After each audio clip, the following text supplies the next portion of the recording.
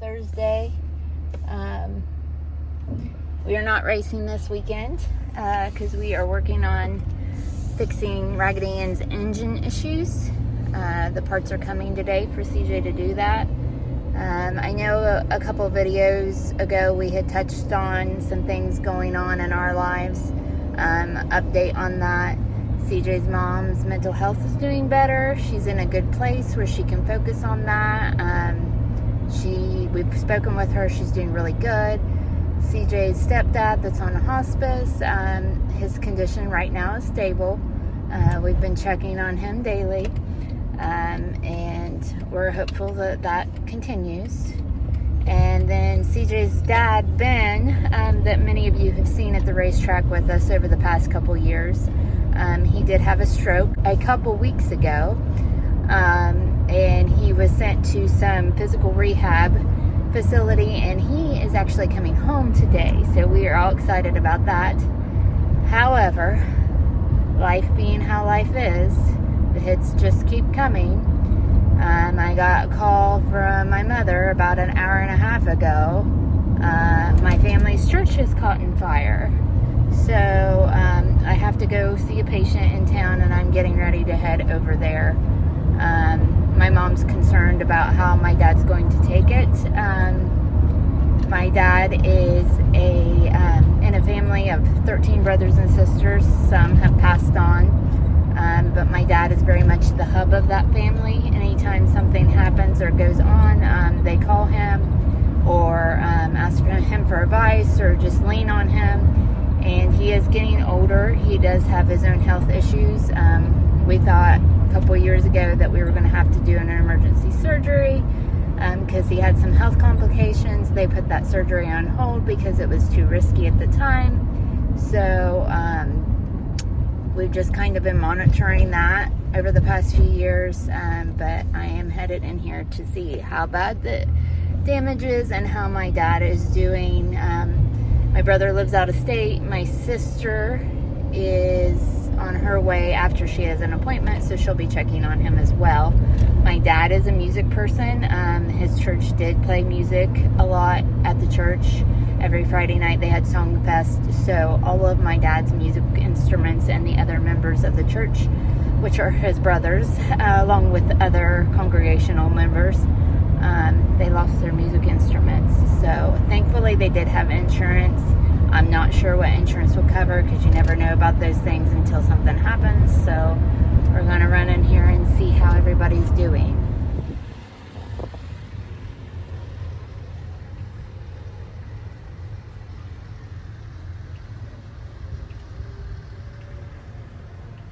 I feel bad for Sasso. He's the one that done all this artwork. Oh.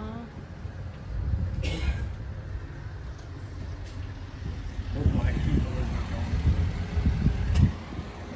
Guitars are gone. Bass amp's gone. Ron amp's gone.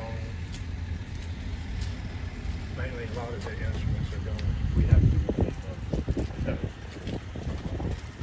Yeah, we want you guys to. Well, it's okay. I'm just going to make...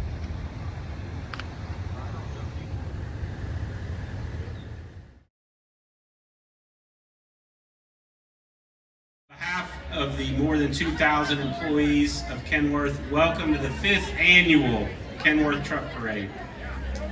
It's incredible to see everyone out here this evening. This year, 2026, is a monumental one for our country as we celebrate America 250. There you go. A little love for that. The 250th anniversary of the U.S. When you think about the spirit that built this nation, you think of the hard work, innovation, and toughness of our people. It is that fact that we hold close to our hearts. Kenworth builds the trucks that build America. And that is exactly what we're celebrating tonight. This parade is an opportunity to recognize the people that make this industry and this country so strong. This means the dedicated people who work at the plant, the proud people who own and drive our trucks, and finally, the resilient people of this community. Kenworth is all about building the world's best trucks with the world's best people. I want to thank Mayor Feeney and your team for the unwavering support of Kenworth and this event. I want to thank the team of volunteers that make this possible, keep everybody safe. And as we celebrate America's 250th birthday, tonight is about three simple things: pride in what we do, pride in the trucks we build right here in Ohio, appreciation for our hardworking employees and our loyal customers, and commitment to this community. Thanks for coming out. And let me Post 108 Color Guard from Chillicothe, Ohio. Every member of the Color Guard is a U.S. military veteran who has served in combat zones overseas. It's 18 years of dedication, growth, and pride across multiple departments and divisions. It's a place where I've built not only a career, but also a deep sense of purpose and connection to an industry rooted in hard work and reliability. Through those years, Kenworth has come to symbolize stability, craftsmanship, and the values we hold as a family. Perseverance, commitment, and pride in doing things the right way. Kenworth! Nick has been driving Kenworth trucks since the age of 16, and over the last 15 years, he's been fortunate enough to help design the future of Kenworth trucks. Some of his favorite memories are in a Kenworth truck, and he's incredibly proud to help make the world's best truck right here in Chillicothe, Ohio.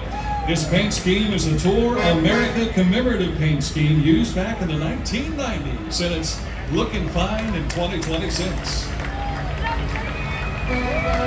Kenworth Chillicothe from Lucasville, Ohio. It's a 2026 T880S. His wife Lisa, granddaughters Maddie and Libby Call are inside. And after 34 years in the Chillicothe manufacturing plant, he's seen many changes with the Kenworth product, from development, safety to technology. PACCAR Kenworth has allowed me to take care of my family in many ways, as well as given me opportunities to grow and develop within the organization. I'm very proud to be a part of the Kenworth family and PACCAR organization. Rob Paul! Cody Hartley is driving Buckeye Pride from MHC Kenworth, Chillicothe. It's a brand new 2027 T880 SPH. This truck and dump body were fully assembled and manufactured here in Chillicothe. MHC takes great pride in its long-time partnership with Kenworth. Go Bucks!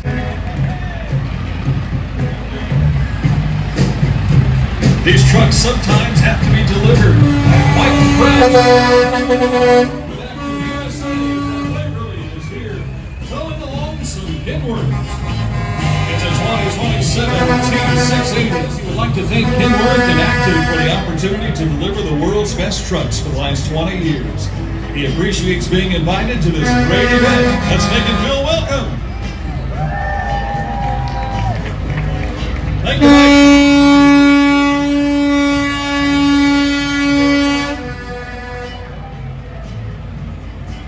That's some pretty trucks right there, would you say?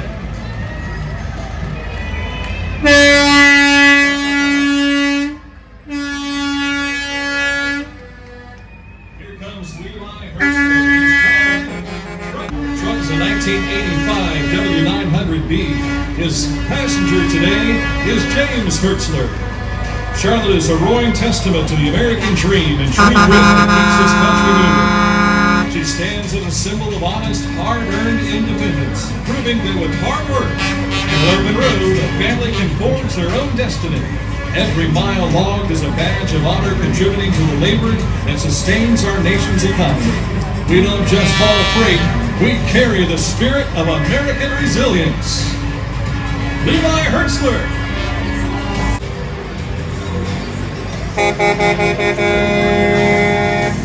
Indiana, it's Kurt Johnson. Vintage 1954 CC523. Driving a Kenworth is a great motivator to get up early and go to work, says Kurt. It's a sense of pride and accomplishment. Ain't she a beauty?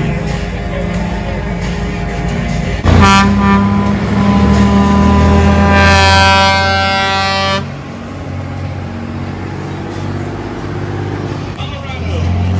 Keith is driving a truck named Whiskers. 1962 W9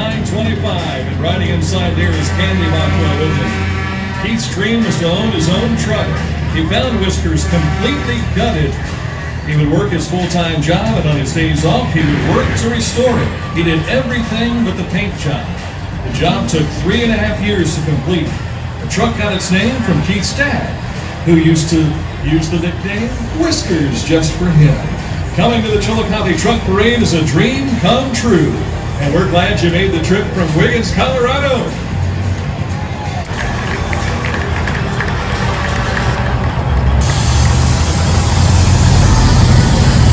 Scott Clary, owned by Dan Clary. It's the C971 from Chillicothe. Riding in there is Kelly. Hi, Kelly.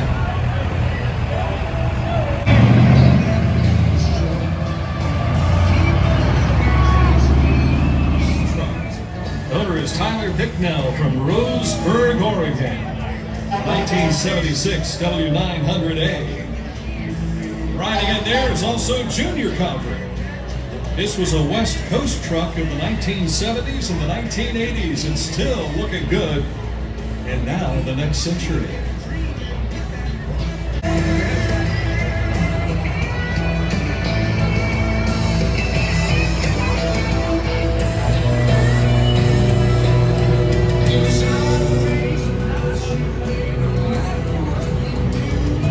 Operated out of Newberry, Ohio, 1979 W900, and inside there is the lovely Danielle Mosher as well. They currently go 141, did you hear this? 141 Kenworth trucks. And they restored this A model to join the fleet.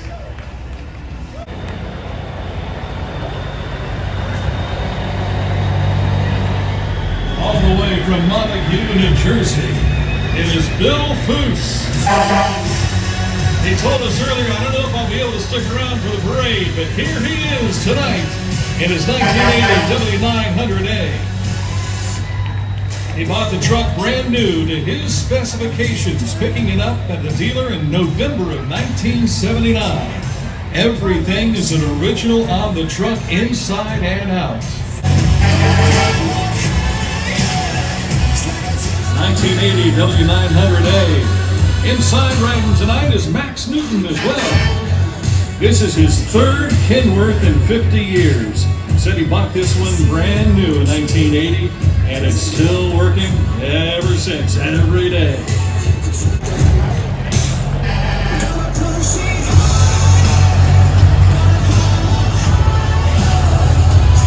Indianapolis, Indiana. It's a 2026 T880.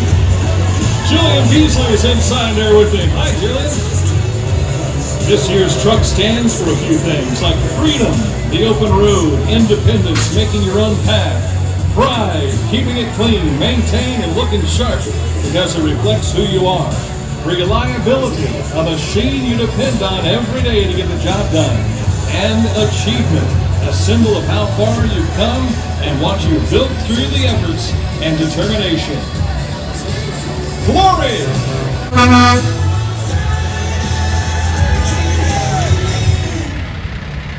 Here comes Jack Crilly, owned by Peter Northrup from lovely Michigan.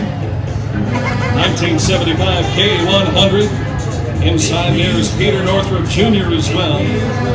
Says, I drove the same model truck 50 years ago, and 5 years ago he found this truck and he wanted it. Some memories live with you forever, and each truck he has owned has sentimental value, and he loves this one. It is that 1975 K100 with Jack Crilly.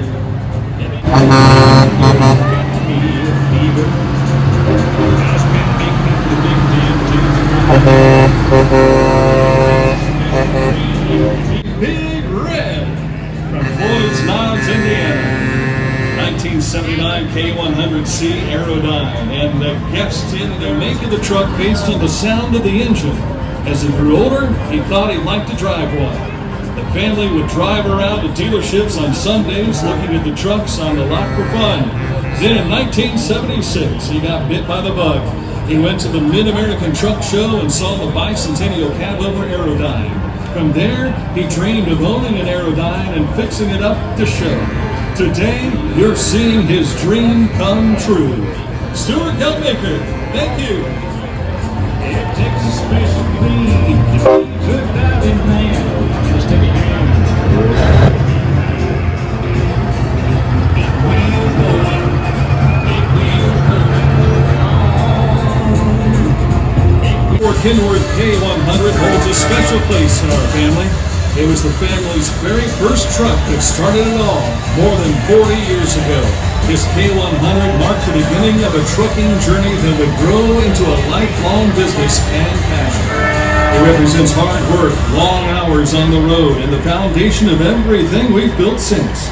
This truck isn't just a piece of equipment, it's a symbol of where we started and a reminder of how far we've come.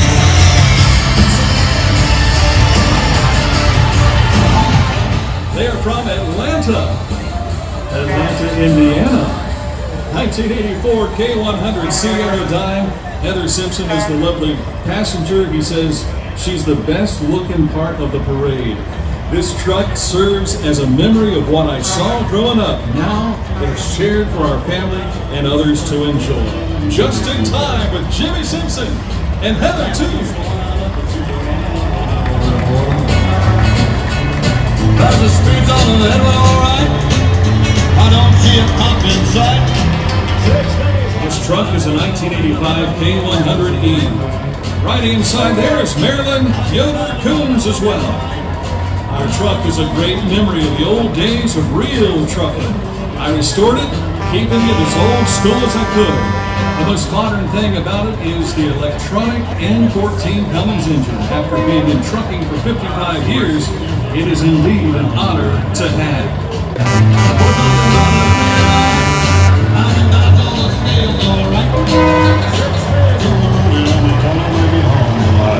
This truck was restored by my mom and stepdad to be identical to the only truck they owned in the 1980s. They have since passed away, but everything from the paint scheme down to the marker lights is just like the truck they had. This truck is more sentimental to me than anything. George Moffett and Heather Kugler.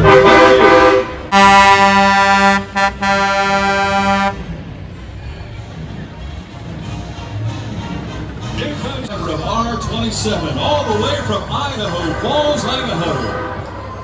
It's a 2003 K100 and Randy Hathaway is inside with him tonight.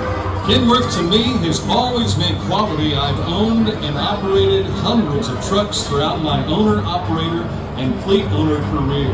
I've always gravitated towards Kenworth trucks because of the craftsmanship, reliability, and rugged the way that they are built. This truck is an example of how Kenworths are built to withstand the relentless abuse they put out over the roads and the oil fields and agricultural operations. All the way from Idaho, David Hathaway and Randy Hathaway.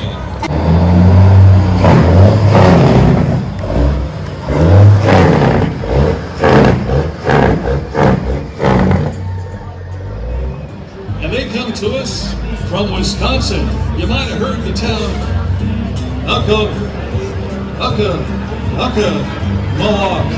Oconomowoc, Wisconsin. I think I might have got it there too. It's a 2000 T2000. Frosty has entered retirement by pulling our 47 foot fifth wheel. Once we officially retire, our Kenworth will crisscross the country, taking us to see that our country has to offer.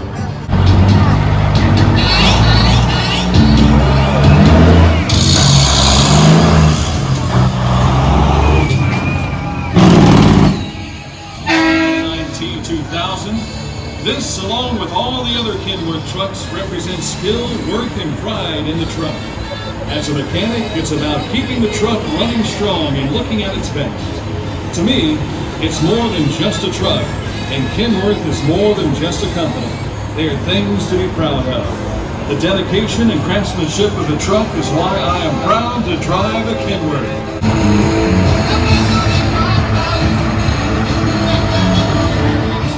Indiana. This is a 1981 W900A. He bought the truck brand new in 1980.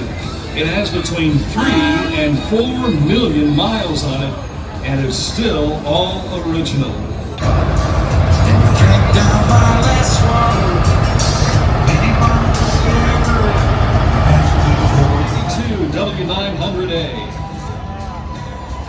says, I grew up around trucks, and from the beginning, extended hood Kenworth stood out, especially the W900A. In 2007, I built my own 1980 extended hood, a dream I realized, only to lose it years later to a lone steer tire. In 2013, he bought another A model and discovered it was one of his dad's old trucks. The build represents my roots, what I lost, and what I was fortunate enough to get back. Welcome Todd and his wife, Melissa.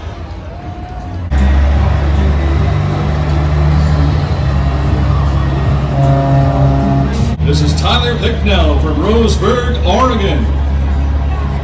Corbin Picknell's riding along with him tonight, a 1990 W900L. Maybe you've seen this truck before. Tyler had a poster of this truck when he was a kid. It was his dream truck. Well, 1990 was the first year of the L model. The model was featured in the James Bond movie License to Kill. Only 150 were made, one per dealer. And you're looking at one right now.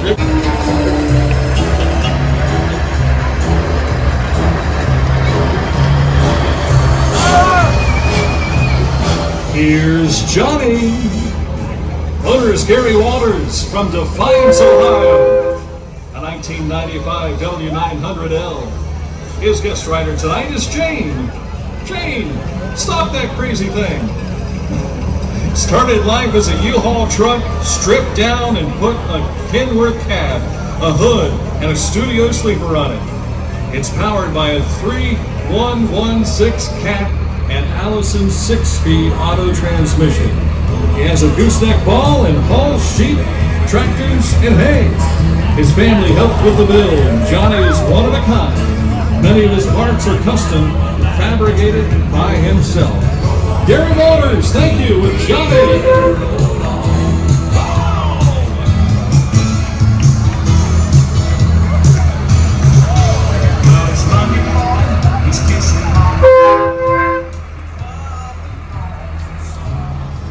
This truck is called Wasted Money. Legacy, family, faith, and nothing but the best. Kenworth Trucks.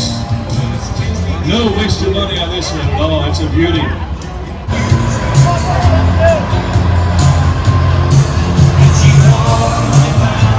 This is Charlie Bowen with Little Hollywood. Little Hollywood Transport out of Union Beach, New Jersey. It's a 2007 W900L. He says he grew up around Kenworths. As a kid, he couldn't wait to own his own and build his own. Now 5 Kenworths later, he still only loves the one that starts with K. Kenworth.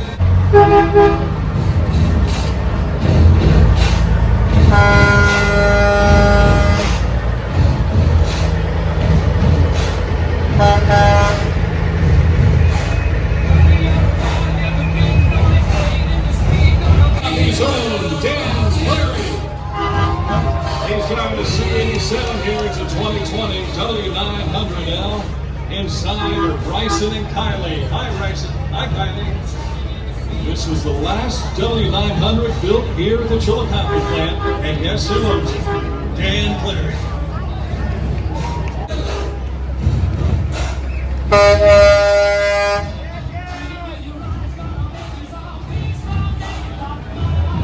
From Fort Wayne, Indiana. 2024 W900L.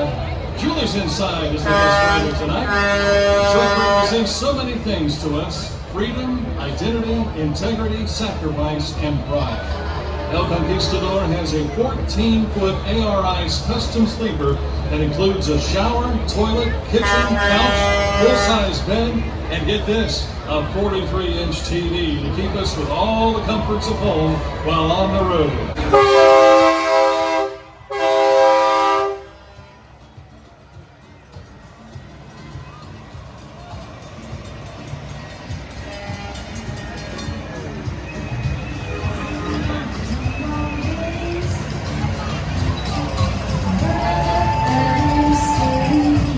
From St. Elizabeth, Missouri, and riding inside is Sheila. 2025 W900L. He says, I want to say thank you to Kenworth and all the incredible employees that built the world's best. The pride and craftsmanship you put into every truck shows. I'm very proud and thankful to Diamond Pet Foods to drive a 2025 W900L. Ken and Sheila Oligschlager.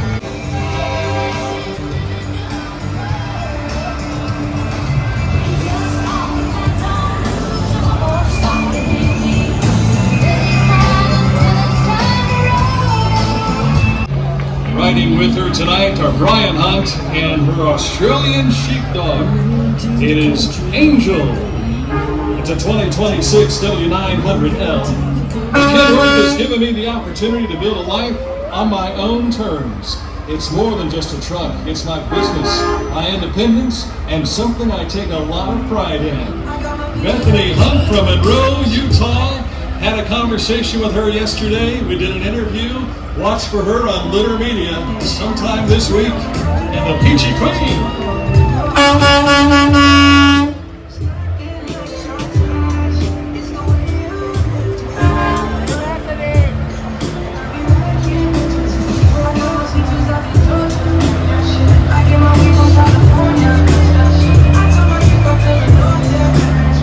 Missouri, Luke Oligschlager.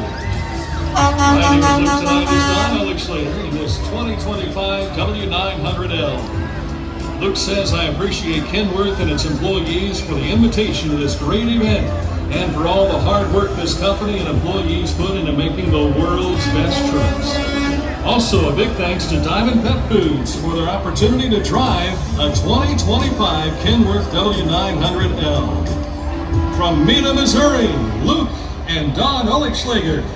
You know, all I want is someday out with the people that sleep in town, stand around by the caution light. The Fat Lady from New Holland, Ohio. Cody Kirkpatrick is your owner and driver. It's a 1995 T600 and Cole Kirkpatrick is ride winning tonight.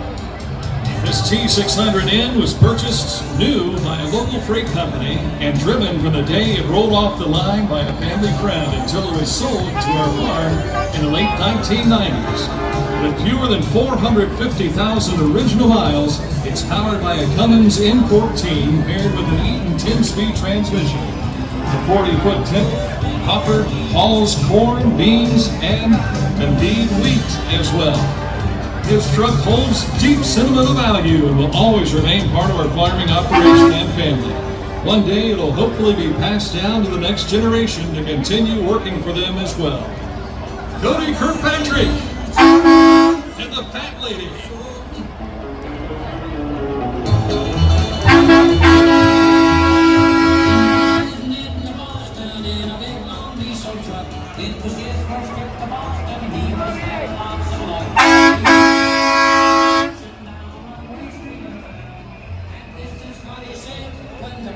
From Chillicothe, Ohio.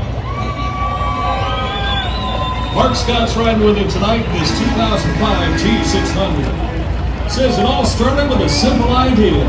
Rick Pop, Jamie's dad, and the driver of the MJM Kenworth truck in tonight's parade once said, if you buy it, I'll drive it. That moment paired with Jamie's vision and that very first Kenworth truck grew into something far bigger than anyone could have imagined. What began as one truck has expanded into multiple companies under the MJM name, now employing over 100 people across several counties, including Ross County. Today, that truck represents more than equipment. It's helped put food on tables and create stable lives for MJM employees and their families. It stands for hard work, responsibility, and pride in doing the job right. Above all, it symbolizes not only what Kenworth builds, but also the strength, dedication, and values that define the Chillicothe community. God's Plan with Rick Pop. If the guy from Oligschlager and the wind in his low, on your way, please cry for him. Every hundred miles, and you get for long. This is PJ Brink with Redneck Rolex. It's a 2023 W900L. This truck is a number 4 in 5 trucks in their fleet. This truck was built professionally by Vanderswag Customs in Hall, Iowa. It was built for PJ Brink to drive it himself, and he's brought it all the way here to Chillicothe. Let's hear it for PJ and the Redneck Rolex.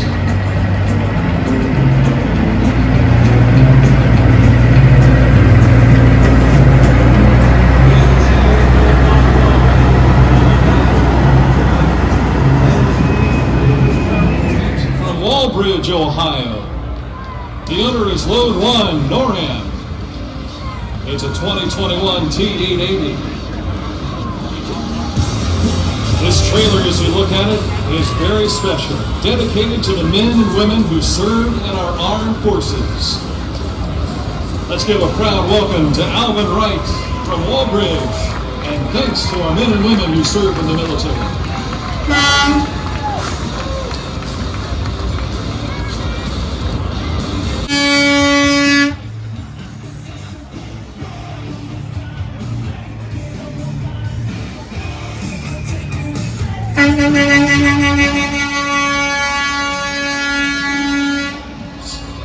Corey's driving a 2022 W990. This truck is one of many Kenworths in our fleet, he says. It's primarily used to haul agricultural commodities commercially and on the farm. Let's hear it for Corey Ferens, driving all the way from Washington Courthouse. Well, I kinda took my uncle's Cadillac. My mama's made my bags packed and that GPS was sick.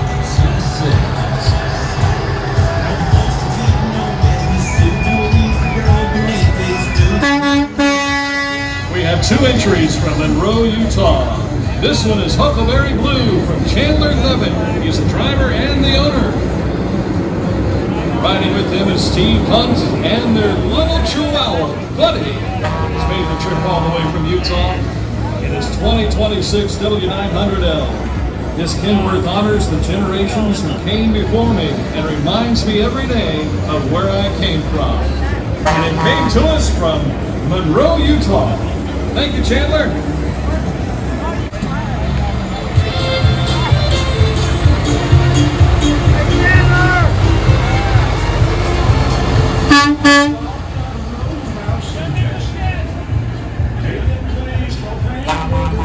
Son Ryan Johnson. And this is Layla from Bern, Indiana. It's a blue 1963 W923. Pride in knowing that you are behind the best semi-truck on the planet. You'll be grinning from ear to ear when his new Legacy Edition comes in November. And until then, you'll get to drive Layla.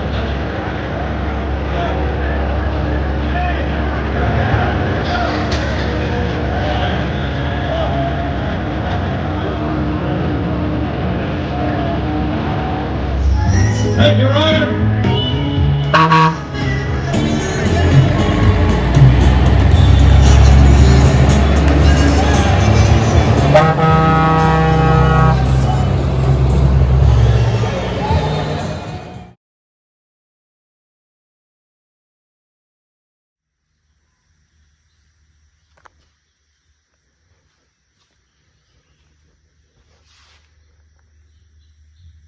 Got the engine back out.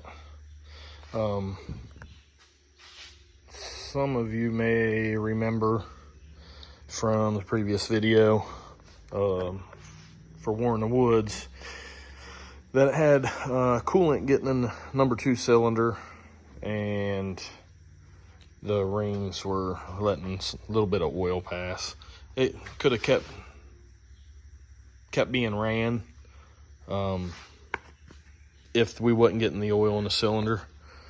I retorqued the head for War in the Woods. It wasn't getting anything in it. It was dry on the number 2 cylinder, but I left it set in the trailer for what?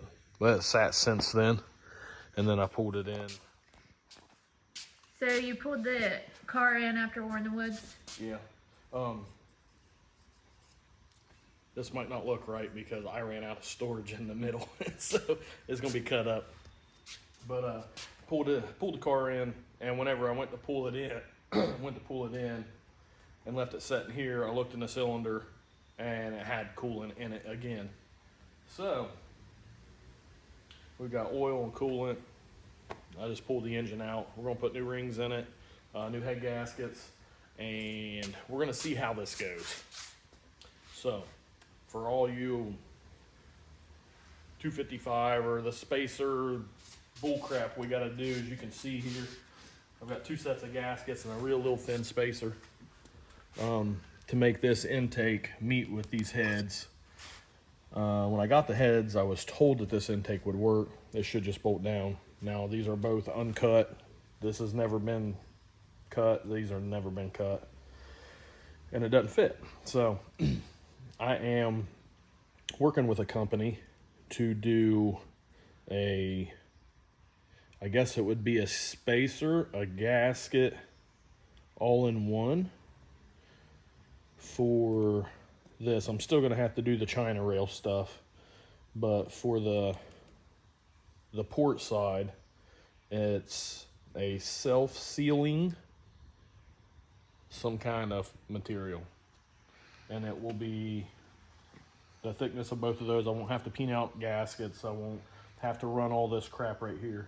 So hopefully that works out nice, and we will know here when it goes back in, it will have them on it. So we'll know if it works or not pretty quick. So I'm kind of excited about that, because realistically, the oil pan and the intake are the 2 hardest things to work on. It just makes the engine dreadful to do anything with.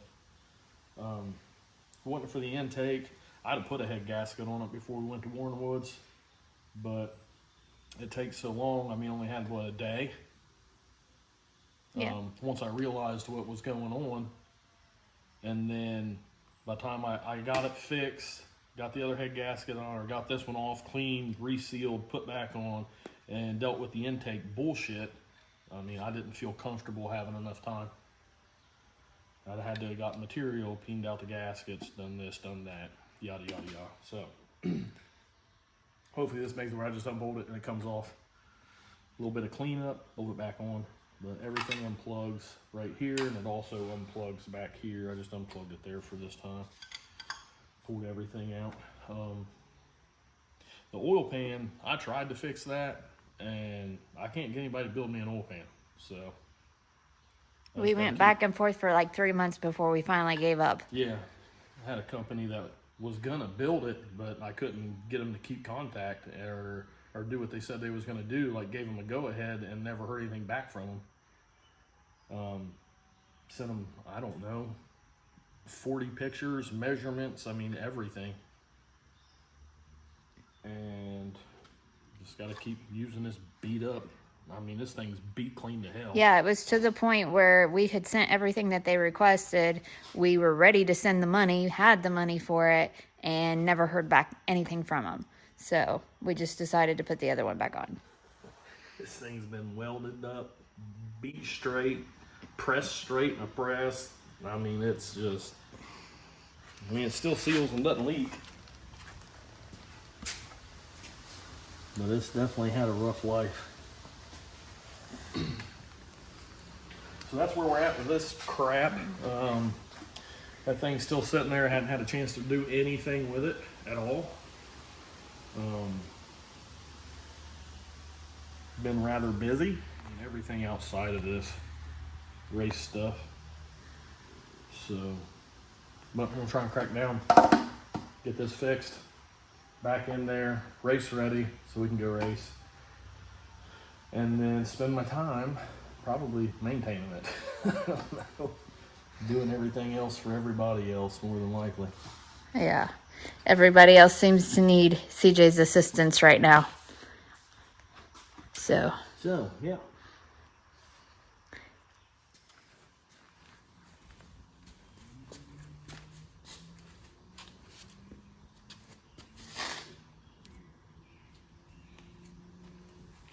A good bit of moisture in there.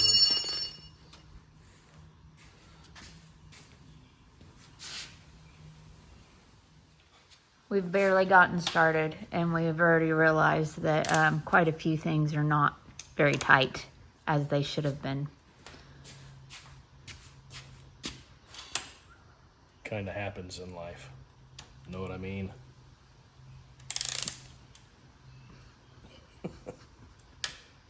Nice if it was just an intake gasket, because the intake seems to be somewhat loose. I mean, we got leverage here, but I don't think it is, because the water port's all the way over here. We're getting our water in number 2 hole, so I would think it would be going to number 1 right here. But you know, I don't know. It's getting head gaskets, it's getting intake gaskets, it's getting oil pan gaskets, it's getting rings. Hopefully we don't find any fucking thing else. Look at that. I want to drop that down. It was loose.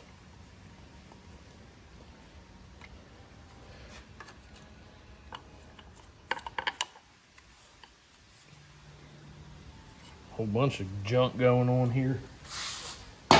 Surprised it even ran, to be honest. Like, that's a super surprise. Super. Ugh. Try to stab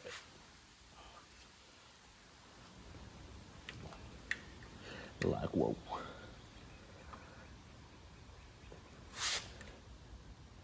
I got dowel pins in here to hold that China rail in place, so it can't just go right down it. I don't remember where the heck they are. But this thing is right stuffed. Both sides of this gasket, both sides of this gasket, and all the way across here. So it's typically really hard to get off.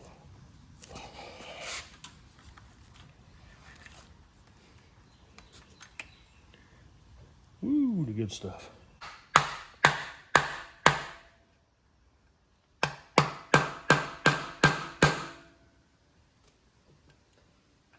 Scares me to crack the intake. Yeah. There it goes. They come loose. Over here it is. I don't know about the other side.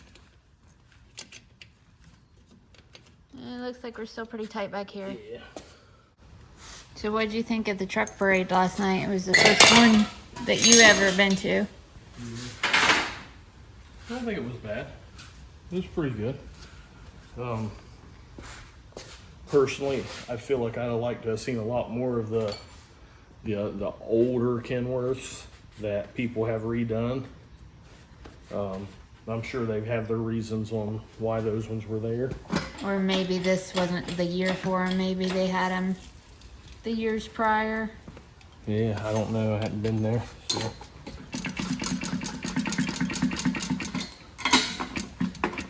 You got one bolt right here, but it's out. Yeah, it'll come off. It's just sealed.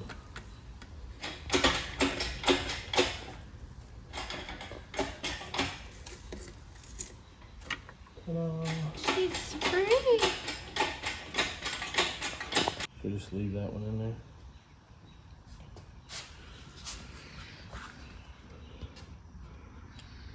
I mean, technically, I think I would only need to make one set of gaskets. The bottom layer on this one, the upper on that one, but we gonna make a whole setup.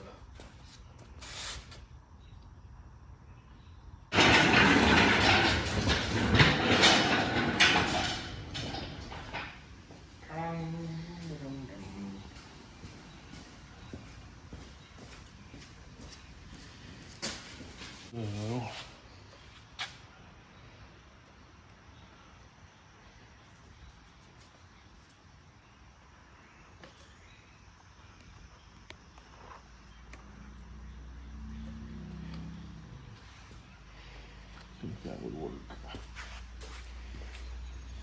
We need that and the thickness, and hopefully can mail that and get this whole spacer gasket one deal all in one stuff taken care of. Do you have another one of those templates? Well, before you mail I it. could probably make another one. I've got the originals. Okay. I just wanted to make sure you have them before you go mailing that out. Could actually probably pull one of those off and make another one. Yeah. And make it. Okay.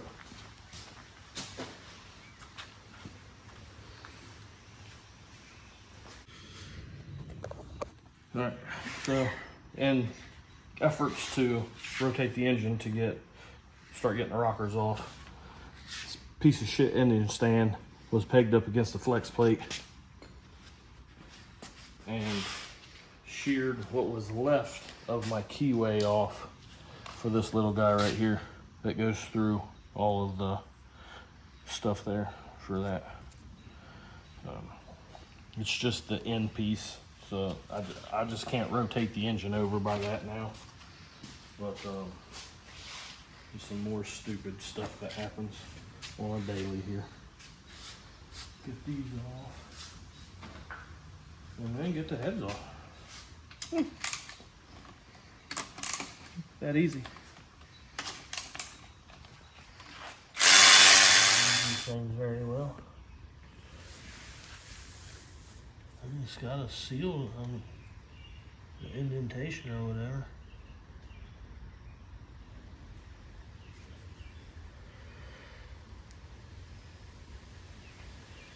I just think where the thickness of this was, it made its way through. The guy at Clark, Junior, I think it was Junior Clark, told me to put a really, really, really, really thin coat on it. Whereas I put, you can see a thicker coat. So instead of a real thin coat like the copper coat, he said that if you can see the copper collar, it's already too much. So just what I was told. But let me come over and see what we're dealing with here. Get the old trusty Energizer flashlight. You can see the oil that was getting in. This one here's got coolant in it. So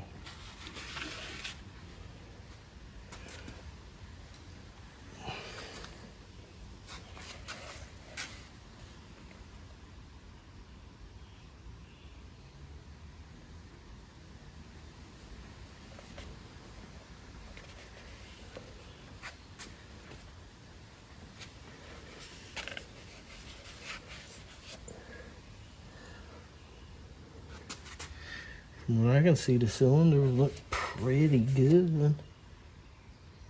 At least that one does. So, hopefully it's just a nice quick hone, rings, and back at it. Yeah, it doesn't look like there's any damage. So, that is a super plus.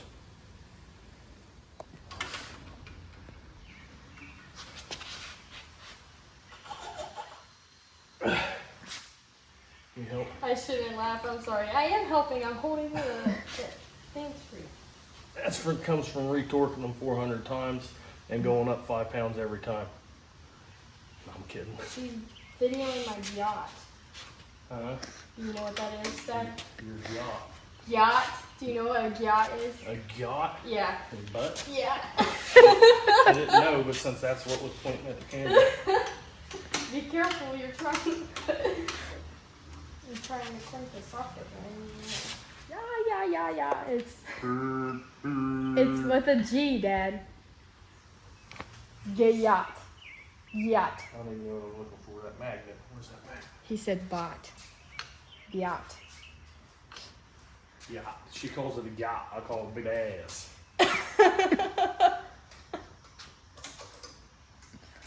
Ba-da-ba-ba-ba. I'm loving it. That should be the new thing. Ba-da-ba-da-da. I'm loving it.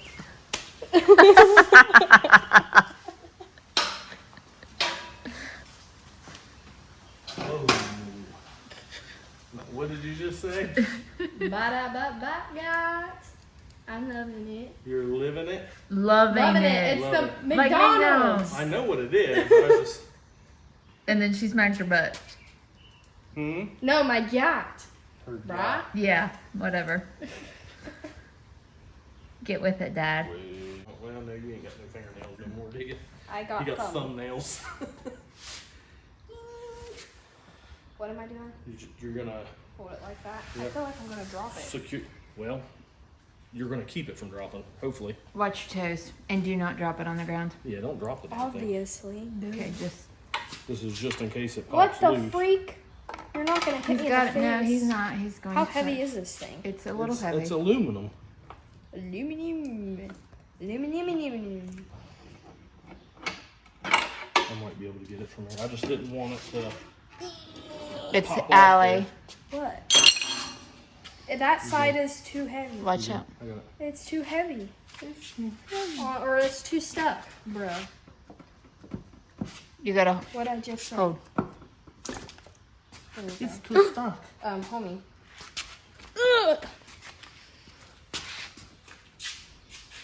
There we go. Well, that's not good. Yeah, I was hoping that didn't happen. Well, it did. Well, it did.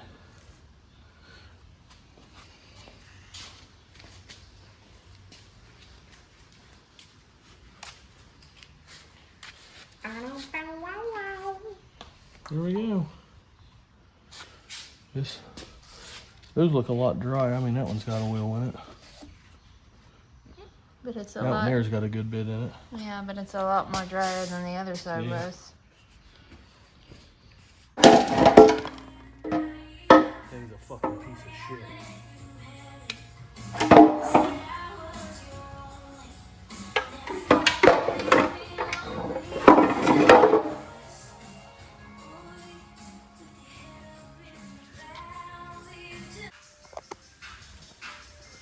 Pistons are coming out.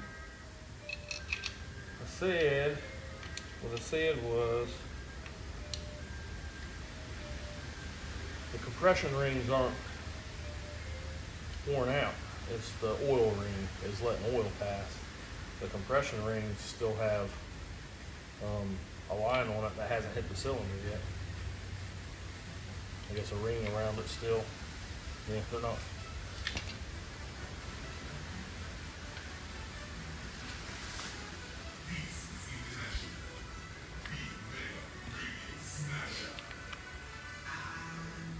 It looks to me like it's got a dark ring around it there. You can see the shine is only about to there on that one, if I'm right. But I may be completely wrong, because I don't know, I'm just winging it here. But I think it's just the oil ring that's giving away, honestly.